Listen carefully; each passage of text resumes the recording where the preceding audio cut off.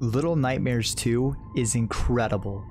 This is probably one of the best games I have played this year, and it's only February. I mean, it's almost March, but it's only February, and this game is amazing.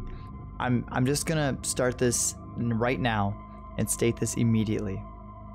This game, while short and just not like this giant monster of a game that's going to be coming out in this year, Little Nightmares 2 is so well designed, and the game looks incredible. Like look at this. Look at it.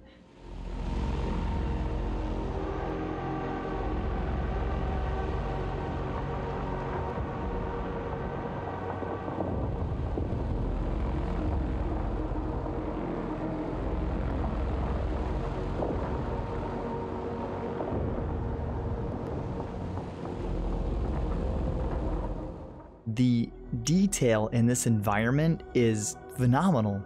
Like running around outside, seeing the rain fall, and just hearing the sound effects and just taking all of these amazing shots in. This game looks beautiful. That's really the only word I can put into it. And speaking of just the environmental detail of how incredible it even is, the amount of interaction this world has might not seem like there's a whole lot, but there really is. The fact is, you can pick up and just kind of grab stuff. Granted, you can grab stuff in the game and pull it or push it or, you know, whatever you want Mono to do, and nothing really happens, you know? Like, you can grab a door or a knob or whatever and push it, or a door, or really anything in the game, and nothing happens. But still, the fact that the game allows you to interact with these things. You can pick up stuff in certain levels and areas and just pick it up and carry it with you, and it doesn't even help you. It doesn't even do anything for you, help you, or anything. It's not even necessary most of the time or half the time, but you can still interact with it, and that, I think, is amazing. Just how well designed and how much thought went into designing this entire world and everything that's in it. Now, what is also amazing but terrible for me is the puzzles. So this game is kind of a platform puzzle game, and the puzzles are what I would describe as simply designed. They're very simple in concept, and even technically in execution, they're very simple. The trick is, somehow, and I don't really know if this is just me speaking here, but the puzzles seem so simply designed that they end up being weirdly head-scratching moments. Like, I find myself like playing the game and being like, huh, how do I solve this? What am I supposed to do here? Specifically later in the game, there's 2 separate elevator puzzles, and I hate to admit this, but I got stuck on these 2 puzzles far longer than what you should be stuck on. And that's what I mean, like, they feel so simple, but somehow it's in its simplicity that it stumps you and causes you to have issues. It's really strange. Despite the game having puzzle aspects, the game, at first glance, Little Nightmares 2 would come off as kind of a horror game. Like, you would expect it to be, oh my god, I'm so scared, what am I gonna do? I'm gonna get so spooked. For me personally, I didn't find this game to be super scary. The encounters you experience throughout the game would give me anxiety, especially earlier in the game. The encounters create a sense of anxiety, like you feel that adrenaline rush because you're afraid of getting caught, and it's that anxiety that builds of the, okay, we're gonna leave. We're leaving. No, no, no. No, you don't know. No, we're good. Oh, what the fuck? No, no, it's okay. I got the key. I got the key right here. It's all good. We're all good. It gives you that sense of feeling, not so much oh my god, like a jump scare. I mean, it still can. I still had a couple of jump scares of something catching me off guard, but I never found myself being scared to play it or found the game to actually be scary. Just gives you anxiety with the rush that the game provides.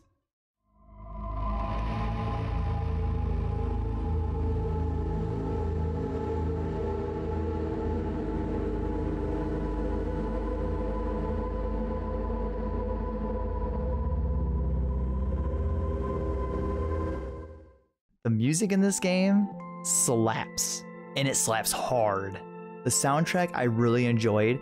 Almost all the music is really good at setting an atmosphere for the areas. They're really good at, they're not head boppers by any stretch of the imagination, but the music slaps.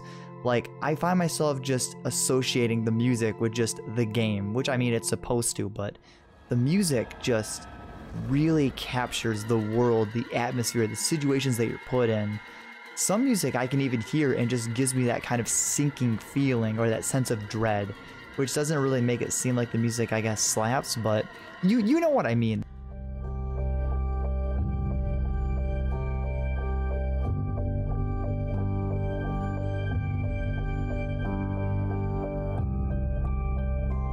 The music is very good at resonating with me, and I feel like that's a very good strength of the game, that the music really makes you get engrossed in the world that you're exploring.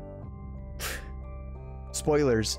If you continue listening beyond this part of the video, you're gonna be in the danger zone for some spoilers. You're gonna get spoiled on some stuff, and if you wanna go into the game not knowing anything or story or stuff like that, anything else, I highly suggest you play the game or watch the stream, or maybe you don't care, you just want to hear spoilers anyways. If so, let's go.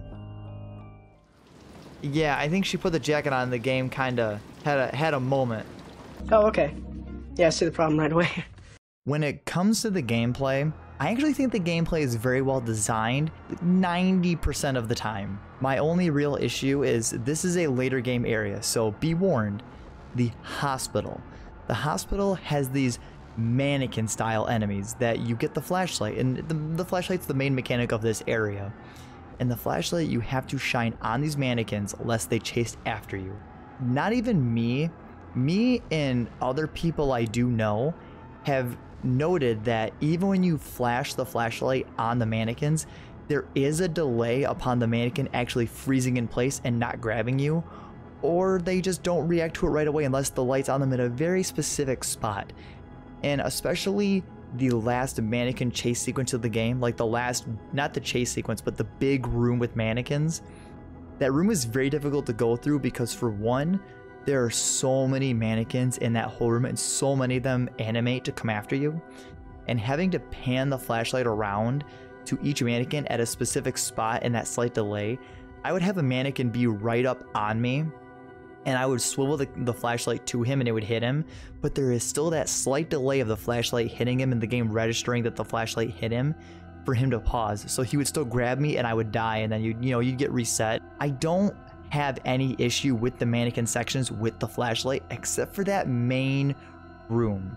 Earlier on when I played I had issues, but especially even after playing the game at this point, 4 playthroughs I've had of this game, also showing that even though the game is cemented in the way that it is, it never got boring for me. This game is amazing to keep playing. But yeah, the flashlight, it pissed me off a little bit.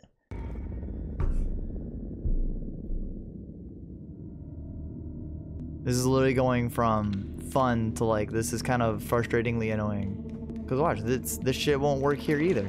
Like, oh.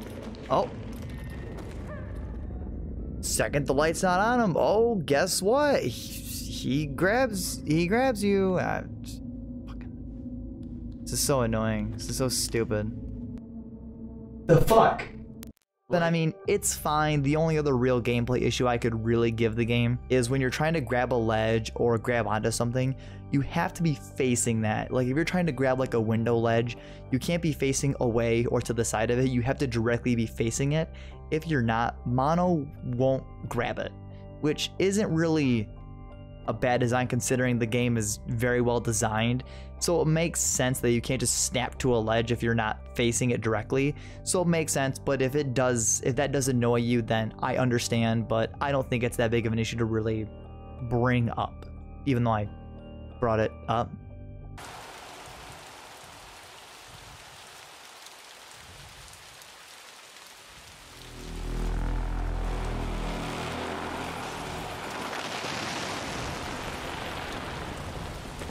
So the story of Little Nightmares 2, believe it or not, is actually a prequel to Little Nightmares 1. It takes place beforehand because you play as a boy named Mono. Cherish him! Cherish him! Mono ends up encountering this young girl named Six, which if you play Little Nightmares 1, you know who Six is. You know who she is, and throughout the game, you know, you have a lot of these sections where you and Six are working together, and it's amazing because she's your friend and she's helping you and she's so nice, and you're both trying to escape this hellish world. And all of that comes crashing down at this end part of the game where Mono himself saves Six. You save her as Mono.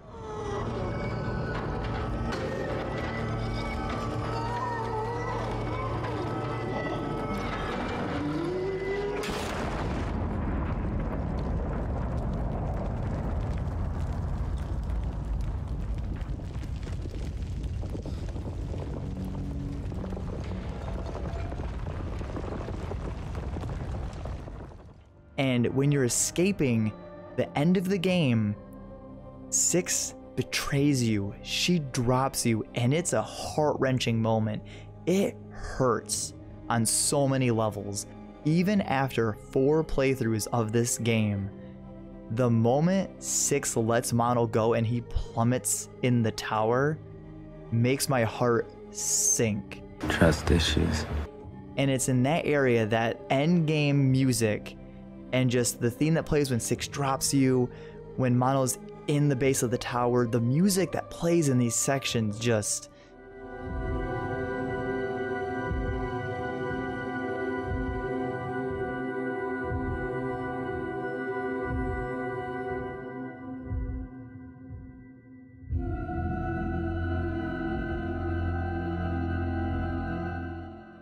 it slaps even harder because then the music is just, it fits so perfectly with this story beat that's happening. Now, lest I also mentioned that in the final stretch of the game, you're also dealing with the Thin Man, and me and my friend also made the little joke that, oh, you see the Thin Man and your first reaction is, haha, it's Slender Man, haha. Corporate needs you to find the differences between this picture and this picture.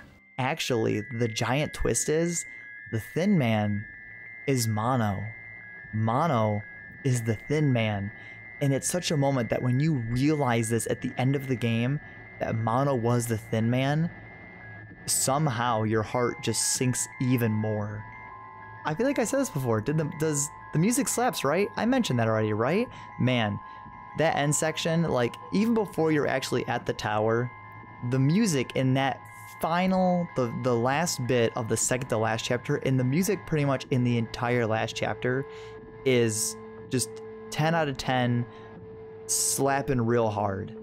Buy the soundtrack, buy it, download it. If you bought the game digitally, you can export the soundtrack to a USB to have it. Just enjoy the soundtrack. The soundtrack is straight fire. So I already told you this, that Mono's the Thin Man, but it's actually really cool because the character design, in my opinion, is very clever and very sneaky. I didn't personally play Little Nightmares 1, I watched someone else play it, and knowing how Six turns out in Little Nightmares 1, when you meet her at the beginning of the game, at least for me, I didn't realize that was Six right away. And the character design, I feel like, is very clever and sneaky with Mono and Six because Six's character design for how they've already structured her character in Little Nightmares 1 and this being a prequel, when you get farther in the game and Six gets her little raincoat, the second you see that raincoat, your brain kinda knows. Like you know who this girl is. You know what she does later on. You know what Six is about. But in this game, Six and Mono are working together and you're assisting each other and Mono saves Six.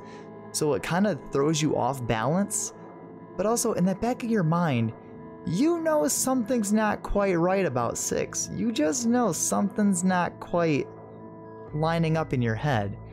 And Mono's design, not necessarily in his design, but for one, like, it's cool at the end of the game when you see the reveal that he was the Thin Man. The aesthetic of Mono does kind of match as he gets older, sitting in that chair with him turning into the Thin Man.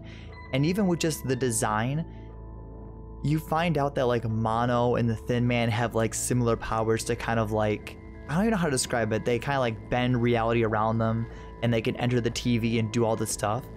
But at least I never pieced it together that they were somehow related. My brain was just kind of like, huh, I guess Mono and Thin Man have similar powers.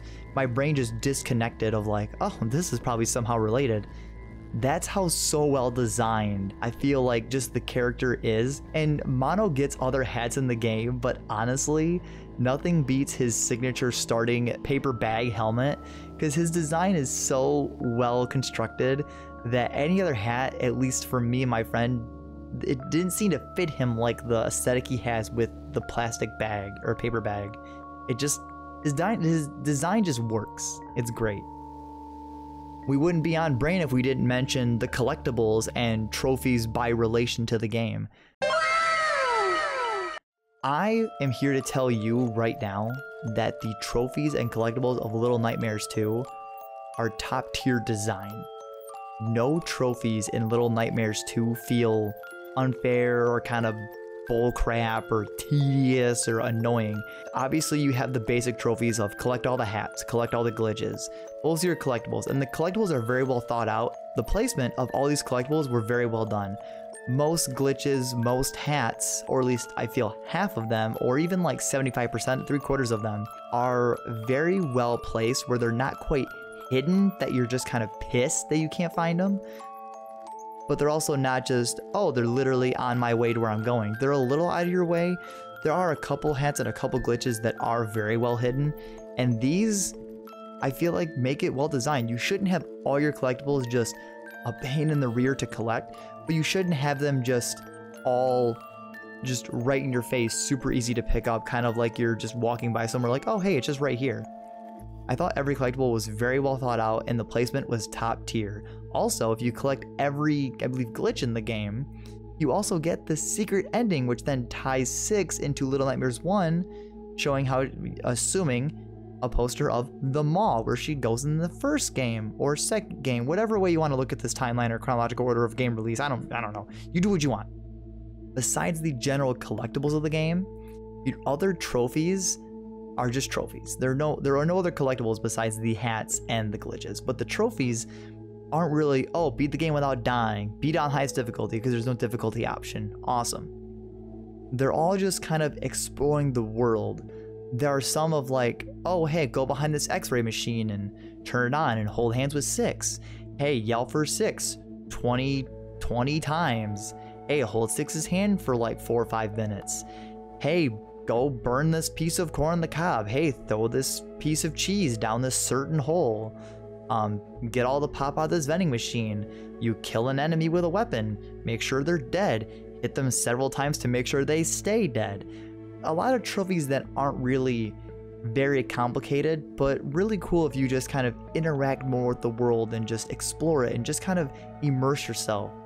So the trophies, I think, are also top tier design, because nothing is just, oh god, I can't believe I missed that. Oh, it was such bullcrap. Oh god, I can't believe I missed something like that. That's gonna be such a pain to get. Every trophy is very simple. You could honestly, if you just use a guide, you can get every single collectible and every single trophy in one playthrough. In one playthrough. You don't even have to play through the game a second time. If you just use a guide, you can do it once and you're done. And that's it. My thoughts on Little Nightmares 2? I honestly hope this game is going to be a 2021 Game of the Year contender. I think the studio behind this game, which name I'm going to botch, so I'm not going to say it, but I'll pop it up on screen. They made a stellar game, and this game deserves a lot of recognition, and I really hope that because this game came out so early this year, I really hope it does not get lost in every other big release or potential big release the rest of this year. And this is why Little Nightmares 2 is awesome.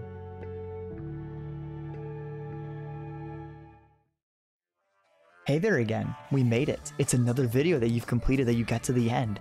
I really hope you enjoyed my thoughts and impressions on Little Nightmares 2. This game is very new. At the time of recording this, the game has only been out for just barely over a week, and I loved it so much. I really hope you check out the game, either buy it yourself, check it out, watch somebody play it online. You could watch my streams of the game. I played through it, but I really want you to experience this game because I think this game is very awesome and very perfectly created. The ending had me speechless, and I just really wanted to talk about this game. So I hope you guys enjoyed this. If you've played it, let me know what you thought in the comments below. If you didn't play it, Let me know if you're thinking of getting it. If you have any other questions or you want to just talk about the game, you can hit me up at, Twitter. That is my name. It's right here. You could follow me on Twitter, and you can DM me, tweet at me, do whatever you want. You can also check out a YouTube video. Where is it? Right here. A YouTube video of some kind will be right here that you should also potentially click on, or I'll show a clip of it. You could look at it as well. And I guess somewhere over here there'll be something else. You could look at that too, or the subscribe button, whatever you want to do. But that brings us to the end, and I'll see you guys in the next one. See ya!